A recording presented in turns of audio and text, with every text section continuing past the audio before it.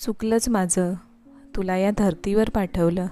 माझ्या मुलीनं तिचं सर्वस्व गमावलं।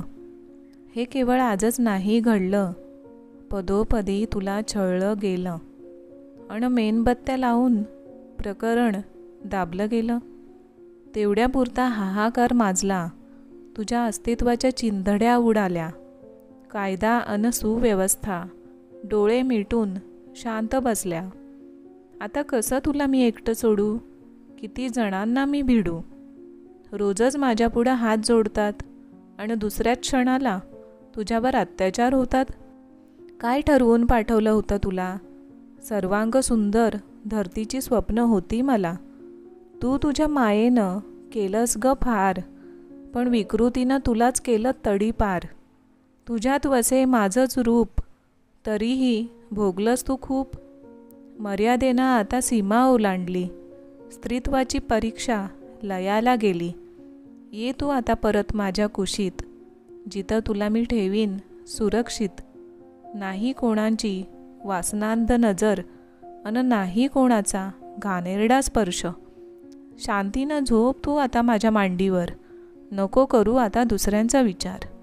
सृष्टीचा नाश झाला तरी 72 मजला, तसंही हे जग नाहीच सुरक्षित तुझला। तसंही हे जग नाहीच सुरक्षित तुझला। तर नमस्कार सगळ्यांना, श्री स्वामी समर्थ। या काही कवितेच्या ओळी आहेत ज्या माझ्या स्वरचित आहेत। तर चाललेल्या घडामोडी पाहता मला काही ओळी सुचल्या आणि माझ्या पद्धतीनं मी त्या आपल्या या व्हिडिओमार्फत मांडलेल्या आहेत। असं म्हणजे चाललेलं आहे ना आपल्या समाजामध्ये, की म्हणजे आता मर्यादेची सीमाच ओलांडलेली आहे आणि असं वाटतंय की आता आपला देश सुरक्षित राहिलेला नाही आहे। तर म्हटलं काहीतरी विचार मांडायचे आणि एक लेखिका म्हणून मी हा छोटासा प्रयत्न केलेला आहे। जे झालं आहे ते आपण आता बदलू शकत नाही, पण आपल्या ताईच्या आणि ज्या काही आजपर्यंत ज्या स्त्रियांना या सगळ्या गोष्टींना भोगावं लागलं आहे, ज्या सगळ्या जीवांना हे सगळं भोगावं लागलं आहे, त्यांच्या आत्म्यांना शांती मिळावी हीच एक परमेश्वर चरणी आपल्या स्वामींच्या चरणी प्रार्थना। स्वामींनी त्या सगळ्यांना आपल्या हृदयाजवळ कवटाळून घ्यावं आणि जे काही विकृती आहे आपल्या देशामध्ये, जे काही विकृत मंडळी आहेत, तर त्या सगळ्यांना त्यांच्या पापांची शिक्षा मिळावी ही सुद्धा स्वामींच्या चरणी प्रार्थना। तर आज आहे पुत्रदा एकादशी आणि आजची पूजा वगैरे मी आता सुरू केलेली आहे। तर व्हिडिओच्या सुरुवातीलाच काही कवितेच्या ओळी तुम्हाला बोलून दाखवल्या। कसं आहे, काही घटना घडतात तर आपल्या मनावर अगदी खोलवर असे परिणाम होतात आणि सतत ज्या घटना घडतात ना त्या तर आपली झोपही उडवतात आणि असं माझ्या बाबतीतसुद्धा सतत घडत असतं। आता सोमवारी मी मुंबईला गेले होते आणि बुधवारी पुन्हा आपल्या कोकणामध्ये मी आले। तर आजीला बघून आले। मागच्या एका व्हिडिओमध्ये आणि एका पोस्टमध्ये मी तुम्हाला सांगितलं होतं की माझी आजी आता आजारी आहे आणि तिची तब्येत बरी नसते आणि म्हणून मनाला कुठेतरी वाटलं की आपण तिच्यापासून खूप दूर राहतो आणि आपण आता तिला भेटून आलंच पाहिजे। आणि खूप दिवस मन असं रमतच नव्हतं कुठे आणि सतत तिची आठवण होती, म्हणून मग आम्ही पटकन गेलो आणि तिला भेटून आलो। आणि एका बाजूला असं कुटुंबामध्ये असताना दुसऱ्या बाजूला समाजामध्ये हे सगळं घडत असतं, तर मन आपलं ना कुठेच लागत नाही।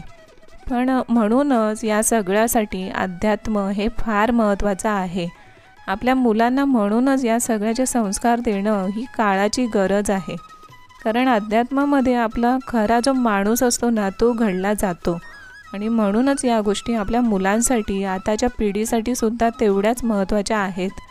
मुलींना संस्कार देत असताना आपण आपल्या मुलांना देखील संस्कार हे अगदी काटेकोरपणे दिले पाहिजेत। परस्त्रीकडे माते समान बघायचं, बहिणी समान बघायचं, याचे संस्कार त्यांना घरापासूनच मिळाले पाहिजेत। आणि सोशल मीडिया ही आपल्या चांगल्यासाठी आहे, नाही का वाईटासाठी आहे। तर त्यातून काय घ्यायचं आणि काय नाही घ्यायचं हे सुद्धा आपल्या मुलांना आपण शिकवायला हवं आणि त्यांच्यासोबत आपल्याला देखील हे सगळं समजायला हवं। तर एकादशीची पूजा करून झालेली आहे आजची रांगोळी पहा किती छान आणि सुंदर अशी दिसते आहे। आपल्या बाळकृष्णाला मी येताना मुंबईवरून बासरी घेऊन आले होते आणि अजून काही छोटेसे दागिने वगैरे आणलेले आहेत, तर ते नंतर एका व्हिडिओमध्ये मी दाखवेनच। तर आज एकादशीच्या निमित्ताने बाळकृष्णाला छान तयार केलं आहे आणि बऱ्याच दिवसांनी म्हणजे 5 दिवसांनी आजची पूजा झालेली आहे। कारण सोमवार ते गुरुवार मला काहीच करता आलं नाही, कारण माझे ते पिरियडचे सुद्धा दिवस होते। तर आज शुक्रवारी छान अशी अगदी मस्त अशी पूजा झालेली आहे। एकादशी असल्यामुळे तो एक छान असा मंगलमय दिवस आहे। कसं आहे, समाजामध्ये बऱ्याच घटना घडत असतात, आपल्या आयुष्यात सुद्धा घडत असतात, पण हे आयुष्य आहे आणि आपल्याला ते आपल्या मार्गाने जगावं तर लागणारच आणि ते सकारात्मकतेने जगायचं हाच माझा प्रयत्न असतो। कुठे कुठे मी देखील खचून पडते, पण काय आहे, आपलं जे अध्यात्म आहे ना ते आपल्याला खंबीर बनवतंच आणि ते नकारात्मकतेपासून आपल्याला दूर करायला मदत करतंच। म्हणूनच आपल्या ईश्वराचं नामस्मरण, आपल्या स्वामींचं नामस्मरण हे खूप महत्त्वाचं असतं। तर आता संध्याकाळी मी पूजा वगैरे केलेली आहे आणि पूजा करून झाल्यानंतर मला शेजाऱ्यांकडे बड्डेसाठी जायचं होतं। तर शेजाऱ्यांचा मुलगा आहे छोटू, तर त्याचा आज वाढदिवस आहे, तर त्यांच्याकडून बोलवणं आलं होतं। तर म्हटलं जाऊन यावं। परीला ॲक्च्युली तिचे 2 ते 3 दिवस सुट्टी झाली तिची, म्हणजे मुंबईला जायचं होतं, तर 2-3 दिवस सुट्टी घ्यावी लागली होती आणि म्हणूनच तिचा तो अभ्यास वगैरे सगळं काही बाकी होतं 2-3 दिवसाचं, तर तिला ते करायचं होतं, म्हणून ती आमच्याबरोबर आली नाही। तर म्हटलं आम्ही दोघांनीच आता जाऊन येऊ। तर पूजा वगैरे झाली, जप वगैरे सगळं झालं करून, आणि आज एकादशीच्या दिवशी विष्णू सहस्रनाम आपण वाचायचे असतात। नाही जमलं तर आपल्या श्रीहरी विष्णूंचं जप करायचं असतं, नामस्मरण करायचं असतं, आपल्या महालक्ष्मी मातेचं नामस्मरण करायचं असतं आणि आपल्या गुरूंची सेवा देखील करायची असते। काहीच शक्य नसेल वाचन वगैरे तर श्रवण करायचं आणि जास्तीत जास्त नामस्मरण करायचं। तर ते सगळं करून झालं आणि मग नंतर थोडंफार घरातलं काम वगैरे आवरून आम्ही मग वाढदिवसासाठी निघालो। श्रीहरी विष्णूंचा आणि आपल्या देवी आईचा जप करताना नामस्मरण वगैरे मी जेव्हा करते, तर त्यावेळेस ही कमलगट्ट्याची माळ असते ना, तर ती मी घेते, कारण दुसरी पण माझी एक माळ आहे तुळशी माळ, तर तिच्याने मी इतर जप करते आणि या माळेने मी आपल्या श्रीहरी विष्णूंचा आणि आपल्या देवी आईचा जप करते। तर आता वाढदिवसाला आलेली आहे आणि आता हा आहे आमचा बड्डे बॉय आणि हा आहे केक। तर इथे सगळी छोटी मंडळी बसलेली आहेत, बाजूला सगळी मोठी मंडळीसुद्धा उपस्थित आहे आणि हे सगळे आहेत माझे शेजारी, जे खूप मला अत्यंत प्रिय आहेत। म्हणजे म्हणतात ना, एखाद्या कुटुंबासारखे आहेत सगळे, असं वाटतच नाही की हे सगळे शेजारीच आहेत फक्त, म्हणजे माझं एक कुटुंबच आहे हे।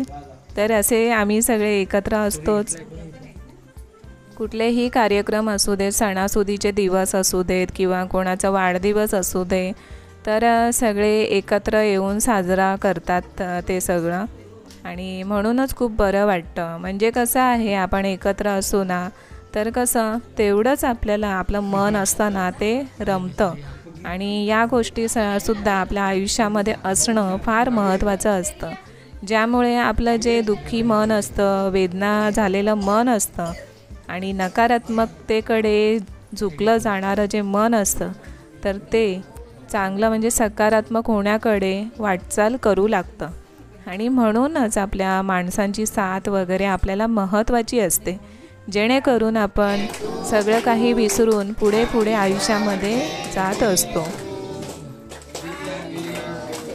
तर व्हिडिओच्या सुरुवातीला ज्या ओळी मी म्हणाले आहे, तर त्या ओळी देवी आईच्या मनातून, अंतःकरणातून आलेल्या ओळी आहेत। जगातील दुःख वेदना पाहून, स्त्रियांची परिस्थिती पाहून देवी आईचं अंतःकरण भरून आलेलं आहे। तर त्यासाठी देवी आईने माझं निमित्त ठरवलं त्या ओळी म्हणण्यासाठी, तर त्यासाठी मी देवी आईचे आभार मानते आणि असाच तिचा आशीर्वाद आपल्या सगळ्या स्त्रियांवर असू दे अशी प्रार्थना करते। तर आता वाढदिवस वगैरे साजरा झाला आणि घरी आलो आम्ही आणि इथे स्वामींचं जे प्रेम आहे ना, तर त्याच्या बाजूला खिडकीवर एक काजवा आला होता बाहेरच्या बाजूने. तर म्हटलं त्याचं आपण एक छोटासा व्हिडिओ घेऊया. तर पहा किती छान दिसतो आहे, म्हणजे ब्राईटनेस वाढवून तुम्ही पाहू शकता. तर आजचा व्हिडिओ कसा वाटला नक्की सांगा. आवडला असेल तर लाईक शेअर करा आणि चॅनलवर नवीन असाल तर सबस्क्राईब केल्याशिवाय जाऊ नका. भेटूया पुढच्या छान अशा व्हिडिओमध्ये. तोपर्यंत सगळ्यांना श्री स्वामी समर्थ.